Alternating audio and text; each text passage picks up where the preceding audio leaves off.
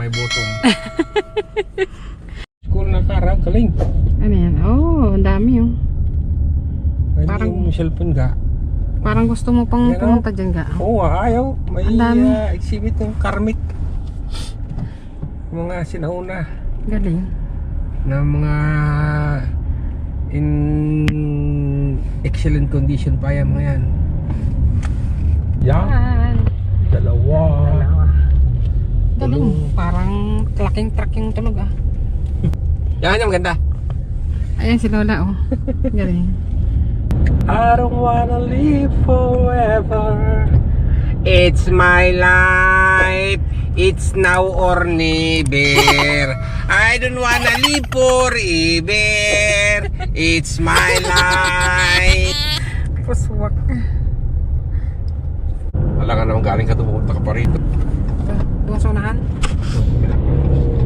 Dito. Wala siyang entry. Pero sabi nila, may nagwawalas ng pera.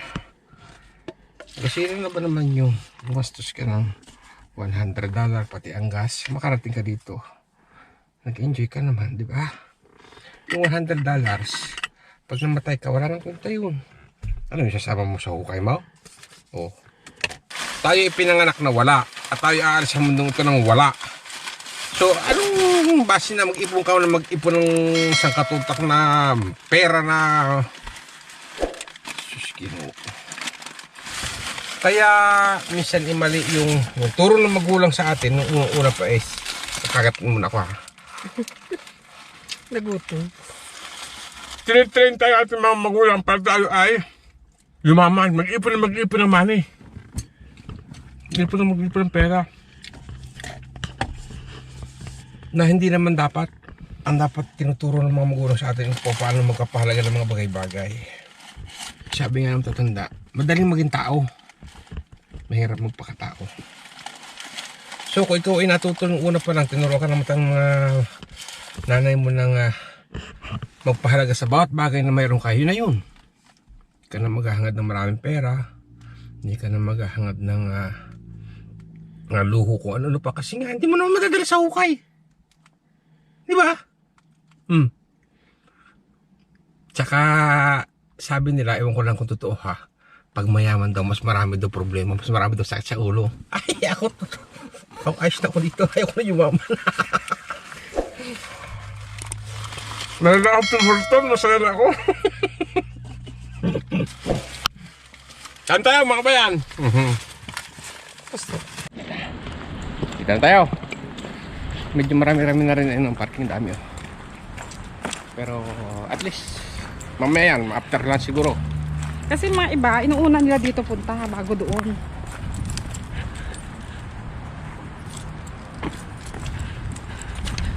Iba ng aking short ngayon, hindi na pula. Tabi dyan.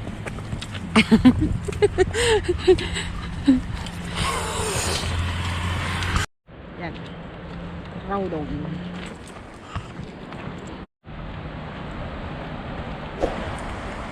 Lumango eh. Bago na maligo.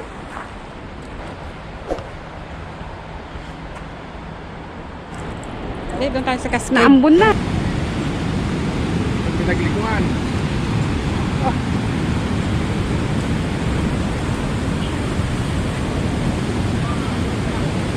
Puro bato to.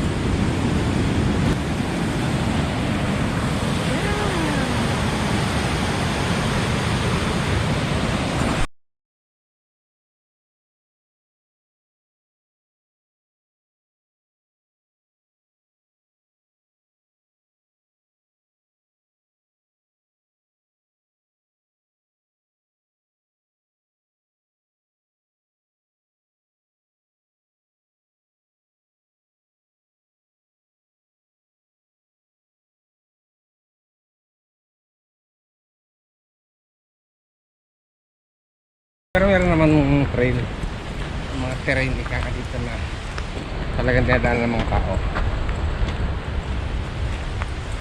Nandito yung bear, di ba? Black bear. Takot ka na naman. Dadaan dyan ako. Okay na?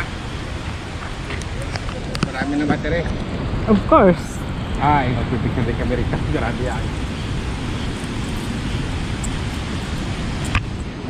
Down. Hi. Pag may ganitong magandang tanawin, may picturean siyempre. Oh my God. Ang anak ni Johnny. Oh, wow.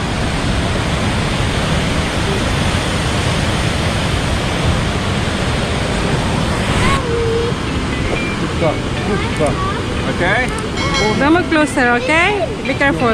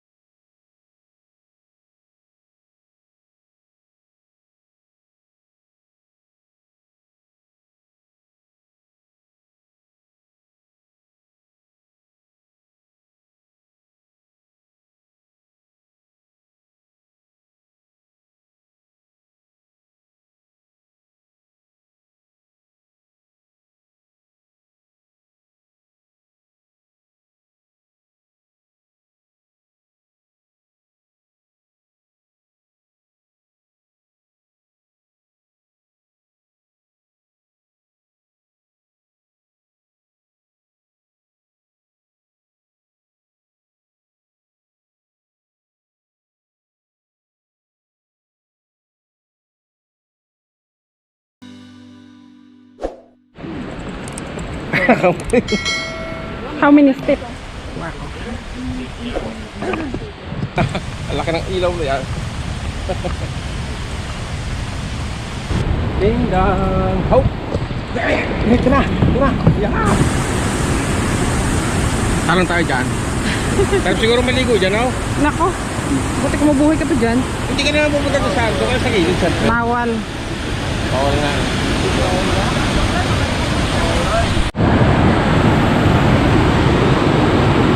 Yun na. Inumpisahan natin hanggang doon sa likod na gano'n. Hanggang sa may falls. Hanggang sa dito dulo. Hindi ko na alam sa banda dyan dulo. Hindi na natin kayang baybayin pa yan. Mukhang malayo pa. Wala nang access doon sa loob. May isda kaya dyan? Siguro meron, no? Oo ah. Siguro, pag napunta rito si Kabayan, Sam's TV, agisan mo to, Kabayan.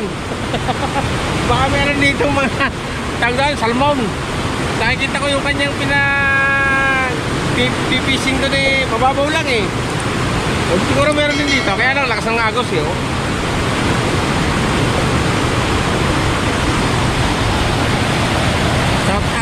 Shout out sa'yo, Sam's TV. Gusto ko rin maranasan yung ginagawa mo pamimingwit dito. Namimingwit ako doon sa atin. Pero sa dagat, kasi may bangka. Dito, hindi ko pa narasang mamingwit ng sa mga ganyang running water. Naku, baka mahulog itong babae. Tara! Kaya pala naman nagdahingal yung 700 steps ni ano. Ne. Yung nila Mr. Bugs na harabas. Pagkatapos pa yung kataas. Siguro hanggang 300 kaya ko naman. Oo ah, nakit mo nga doon. Di ba 300 plus yung nasa Ottawa? Pababa tayo. Oh, 300 niya yun. 300 din. 700 yata yung kanila yung hanggang taas eh. Maganda pagka pababa. Pag pabalik niya. Yan na, wag ganito lang kasi. Kasi doon, direct eh. Hagda naman yun, pag nakakit ka, okay na.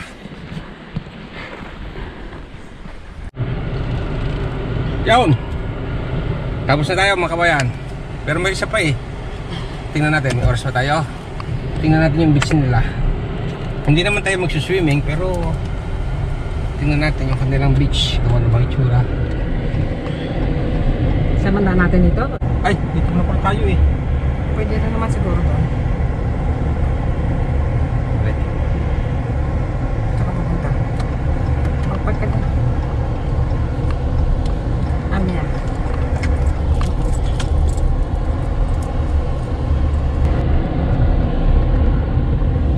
Bini and Co. Tayo sa McDon. Wala eh. Bakit pwede? Natin. Parang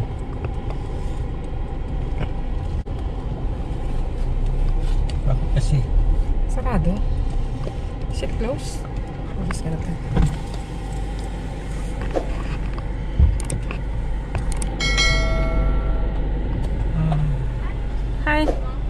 Thank you. Oh, parang kayo ganun. Ano yun? Meron pala doon. Hams. Hindi naman pala talaga beach eh. Yo, mga kabayan, dito tayo. Ari daw. Ari ang kanilang beach. Tatawag. Ari kayo sa inyo. Ari kayo beach na. Sa amin na rin pa inuman ko lang ng kalabaw eh. Bad ka yan. Ay, sus. Kasi nga, wala naman dito sa aming dagat. Marami din lawa na malalaki. Kaya, ayan, oh. Pero meron kaming talagang, isang magandang beach na pinupuntahan na wala pa kalinaw ng tubig. Parang dagat din. Kaya lang, malayo. 2 oras ang biyahe. Pagka kami mapagkakataong pa bang matapos sa summer, baka makakapag-swimming din. Doon kami mag-swimming, hindi dito. Malinaw din yata tubig eh. Ha? Tingnan nga natin yung tubig eh. Mamalinaw din. Oo. At least walang naliligaw. Kasi wala Ano nang... to? Guard lang yata ito. Yung Ano? lifeguard lang to. Lifeguard nila. Walang silang babantayan. Kaswerte nila. Ikaw ang bumantay. Ikaw ang Oo. bumantay na. May kasamang Ano? abo. Gabok. Yan, ligo na. Ano pa? Ay, hindi. Putik to. Hindi yan. Hindi yan maganda. Pag yan inapakan mo, malalabo ang tubig. Kaya nga.